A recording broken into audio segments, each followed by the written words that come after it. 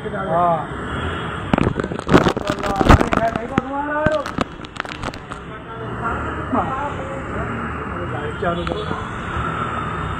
Nizam Sagar road పరిస్థితి. ఇది municipal వాళ్ళు ఏమో చేసి దీనికి పట్టించుకోవాలి.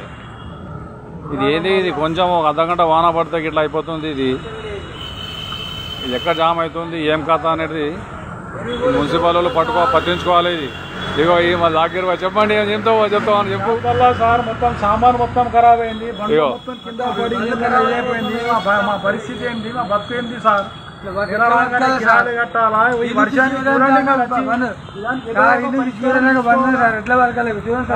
ఎమ్మెల్యే సార్ గారి కానీ ఏమన్నా చేయాలా సార్ ఈ రోడ్డుకి? ఇప్పటి నుంచి సంవత్సరం వర్షాకాలం వచ్చిందంటే ఇదే ఉంటుంది.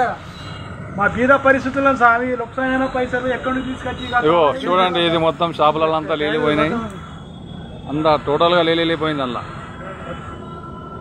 ఇది మరి ఎట్లా ఇది కామారెడ్డి డిస్టిక్ అయిపోయాయి, మరి ఎట్లా అన్ని ఫండ్స్లు వస్తున్నాయి, అన్నీ అవుతున్నాయి. పేరైతే పెద్దగానే ఉంది కామారెడ్డి, టెక్సులు పెరిగినాయి, అన్ని చేసినాయి.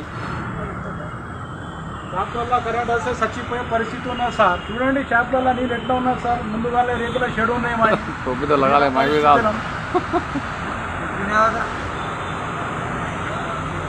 చూడండి సార్, చూడండి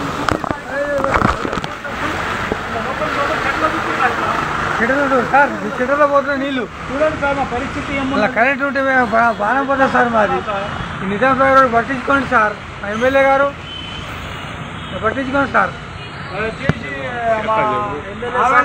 సార్ కమలారెడ్డి సార్ గారికి కొంచెం